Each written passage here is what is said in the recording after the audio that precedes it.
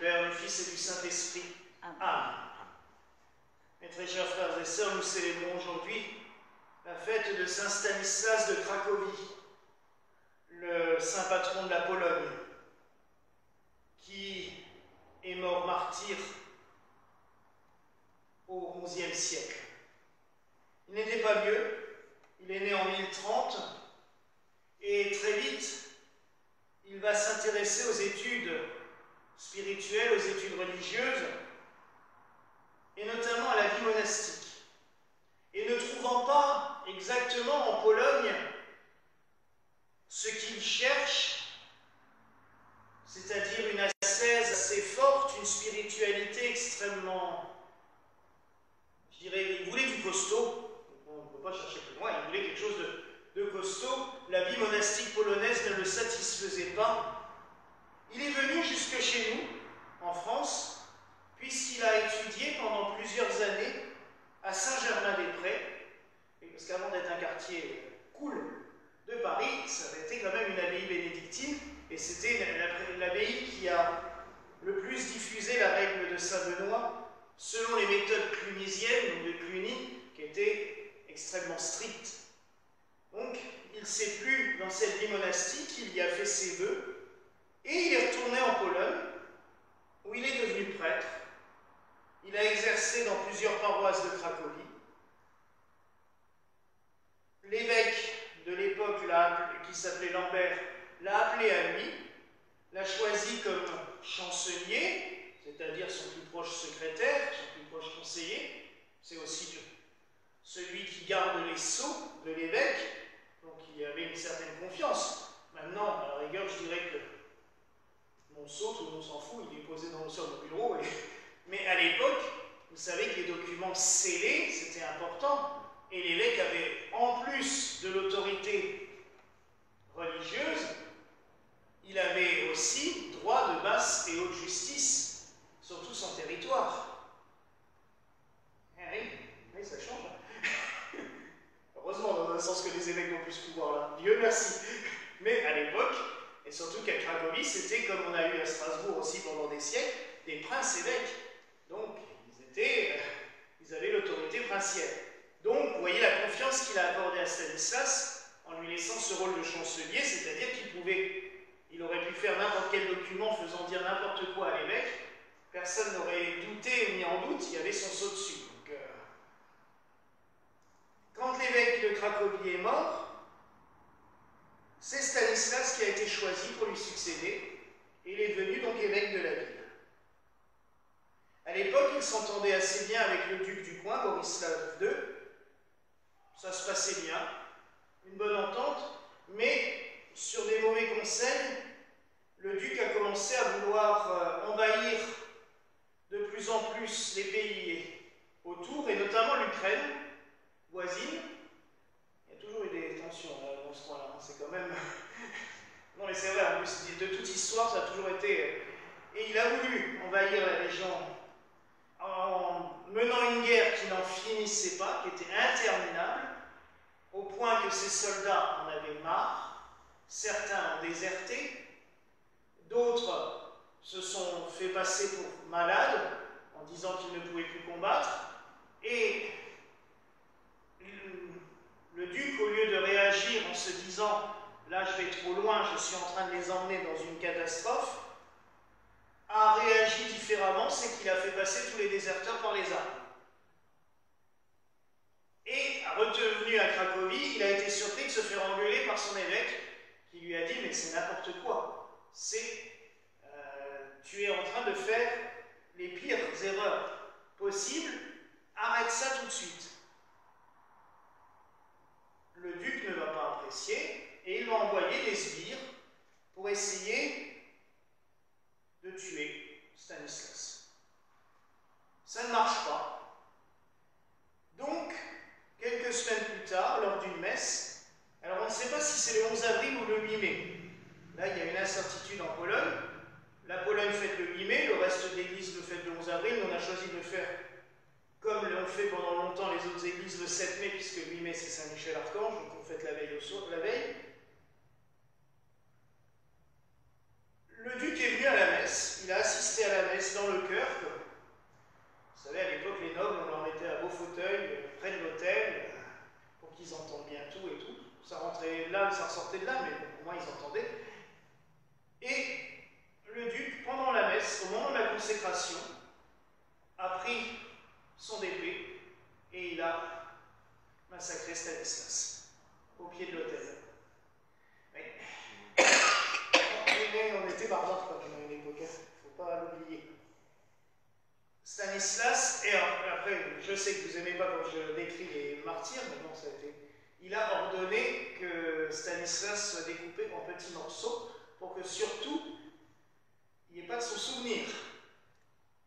Manque de chance pour lui, et ça c'est attesté par de nombreux témoins à l'époque, le lendemain matin, on ne sait pas si c'est les anges ou qui que ce soit, on a retrouvé le corps de Stanislas entier, posé devant l'église. Et les fidèles et le prêtre de la paroisse sont enterrés, leur évêque, à cet endroit-là. Et plus tard, il a été transféré dans la cathédrale de Cracovie, qu'on connaît aussi sous le nom de cathédrale de Babel, puisque elle est au sein du château. Et Stanislas est devenu un saint extrêmement populaire, et en même temps le saint patron des Polonais. Et ce qui est d'autant plus drôle, c'est que le meurtre de Stanislas a provoqué la déchéance du duc, puisque la population s'est retournée contre lui, ils l'ont foutu dehors. Donc, voilà, il y a Malachie. Il a voulu jouer avec Dieu, ça n'a pas fonctionné. Moi, ce qui m'a marqué dans cette vie, parce que je suis toujours, moi, épaté par ceux qui arrivent à donner leur vie comme cela, à ce point-là. Vous me direz, pour un prêtre, mourir pendant la messe, vous l'avez déjà dit au moment du père Jacques Hamel, j'avoue que ce serait la plus belle des choses. Je préfère à la rigueur qu'il me rappelle naturellement plutôt que de me faire assassiner. Voilà. Mais c'est vrai que c'est la plus belle des choses. C'est aussi un petit peu se conformer totalement au Christ, puisque là, il s'est offert en sacrifice, mais comme on l'a déjà vu pour de nombreux martyrs, le sacrifice de l'évêque Stanislas n'a pas été vain, puisque ça a permis de libérer la population du joug de ce dictateur sanglant qui était Borislav. Il a fallu en passer par le martyre de Stanislas pour libérer cette population, pour que la population se rende compte qu'il y avait un problème. Mais c'est aussi, je trouve, il est le modèle de celui qui doit se consacrer totalement à sa charge. Et c'est vrai que d'être prêtre, évêque, ça nous pousse des fois à être obligés de remettre en place. Je vous en ai parlé lors des funérailles de Monseigneur Glenn. Il nous avait bien expliqué, quand il nous avait fait les enseignements sur la miséricorde, que la miséricorde, c'était savoir dire aussi à quelqu'un que tu es en train de faire une connerie. Et il avait même été plus loin, il dit des fois la baffe, ça fait partie de la miséricorde aussi. C'est ce que dit Guy Gilbert aussi avec la baffe évangélique. C'est vrai que des fois, pour remettre les choses en place, il faut un petit peu être autoritaire. Mais l'autorité ne vient pas de nous. Le prêtre, l'évêque, sert la vérité, le Christ. Il ne doit pas faire l'autoritarisme pour lui, sinon c'est pareil, il peut partir. Mais quand on défend les valeurs du Christ, là oui, il faut des fois savoir dire non, stop. Comme dans la parabole de la vigne, quand un sarment ne donne plus, quand il est en train de dessécher, pour qu'il ne contamine pas tout le reste de la vigne, il faut le couper. C'est exactement ce truc-là, c'est qu'à un moment donné, et le Christ revient souvent sur cette parabole, il va même plus loin, dans Saint Matthieu, à un moment donné, il nous dit, si un de tes membres, ton bras ou ta main te scandalise, coupe-la. Là, c'est plus violent. Pour dire que, des fois, il faut savoir être un peu ferme, et c'est ce que Stanislas a fait. Il ne pouvait pas accepter ce qu'il entendait, ce qu'on racontait sur Borislav et sa façon de traiter ses soldats. Et vous savez, ça me fait toujours sourire. Les quelques fois où je me suis énervé contre des injustices avec quelqu'un, la première chose qu'on entend, mais c'est arrivé à tous les prêtres, Glenn me l'avait déjà raconté, mes confrères, mes prédécesseurs m'ont raconté aussi, quand un prêtre va s'énerver en disant « Maintenant ça suffit, je ne suis pas d'accord avec ça », la première chose qu'on vous répond c'est « Mais tu n'as pas le droit de t'énerver, t'es prêtre ». Alors comme disait Jean 23, parce qu'on a regardé sa vie avant-hier, et j'aime beaucoup ce pape, et à un moment donné il s'était aussi énervé et tout, et on lui a dit la même chose. Mais vous vous rendez compte, mon père, de quel droit vous avez piqué une colère? Il dit, et vous oubliez notre Seigneur Jésus-Christ avec sa ceinture, avec les marchands du temple? Eh bien, à un moment donné, des fois, il faut savoir être un petit peu plus dynamique, plus actif.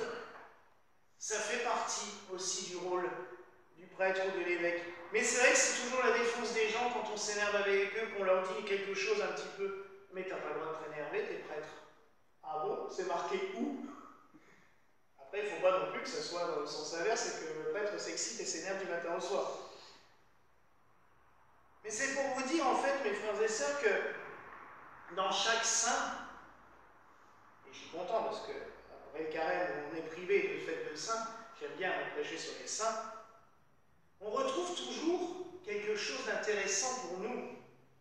Vous savez, commémorer la vie des saints, c'est pas juste pour faire un étalage de biographie comme ça. Ça doit nous ramener quelque chose à chacun de nous.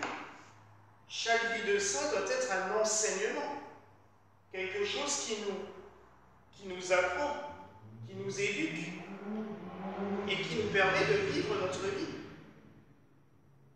Moi, j'ai eu la chance d'avoir des catéchistes, une en particulier, Madame Lejeune, qui est de bienheureuse mémoire, qui, tous les mercredis, en plus de ce qui était prévu au programme, nous racontait la vie d'un saint. Elle avait toujours des tas de BD, des tas de trucs comme ça sous le coude, et tous les mercredis, c'était la fin de la réunion, elle prenait une BD où elle nous racontait la vie d'un saint. Thérèse de Lisieux, curé d'Ars, forcément la paroisse leur était dédiée, mais Maximilien Kolb, tous ces grands saints, ben, ça nous forge dans une vie parce que ça revient, les exemples. Quand vous avez un Maximilien Kolb qui, à Auschwitz, va au-devant du général et lui dit « Je prends la place de celui qui va être condamné à mort », déjà c'est très osé, et deuxièmement, ça pouvait très bien ne pas marcher, parce qu'on sait l'acharnement et à quel point les nazis étaient sadiques. Ils auraient pu très bien prendre la vie du prêtre et prendre la vie de l'autre en même temps quand même. Là, Dieu merci, celui qui a été sauvé en a témoigné encore jusqu'il y a... Il est mort il y a une quinzaine d'années, donc il a pu vivre longtemps, celui qui avait été sauvé par Maximilien Marie Kolb. Mais, vous voyez à quel point. Mais moi, ça, quand à 10 ans ou 12 ans, vous entendez ça, vous dites « Waouh! Ah ouais !» Comme disent les gamins maintenant, il y a du level. Là, il faut y arriver, hein, déjà. Hein, c'est de la sainteté au niveau. Bah, Stanislas, c'est pareil. Hein, à un moment donné, il faut... Donc, il y a du boulot pour chacun d'entre nous, mais ça nous enseigne, ça nous éduque, ça nous aide. Alors, prions ce soir le Seigneur qui donne... Vous avez entendu la parabole de la vigne. Il y a du travail, il faut trouver des vignerons. On manque cruellement de vignerons dans l'église du Seigneur. Même si là, à Rome, ça se réunit pour, j'allais dire, trouver le vigneron en chef de l'église catholique, mais il y a besoin d'ouvriers derrière. Hein. C'est bien beau d'avoir des chefs, mais il faut aussi des ouvriers des fois. Hein. Et ça, on en manque cruellement. Donc prions ce soir le Seigneur qui nous donne des prêtres, des évêques comme l'évêque Stanislas, qui nous donne des saintes vocations, et surtout qu'il garde au cœur de ceux qui ont déjà reçu cette vocation et qui sont déjà dans le ministère, qui nous garde cette ardeur, cette force, cette chaleur, parce que, vous savez, souvent le prêtre, même s'il voit du monde tout le temps, des fois il est bien seul dans sa tête, dans son cœur. Et il faut penser à prier pour eux. N'oubliez pas de prier pour vos prêtres et vos évêques. Ils en ont tous et toutes besoin pour que cette ardeur, elle continue toujours. Alors, voilà quelques sujets de prière.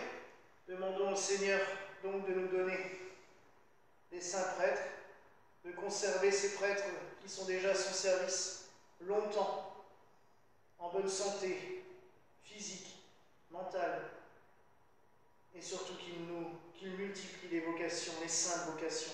Voilà la grâce que je nous souhaite en ce soir au nom du Père, du Fils et du Saint-Esprit. Amen.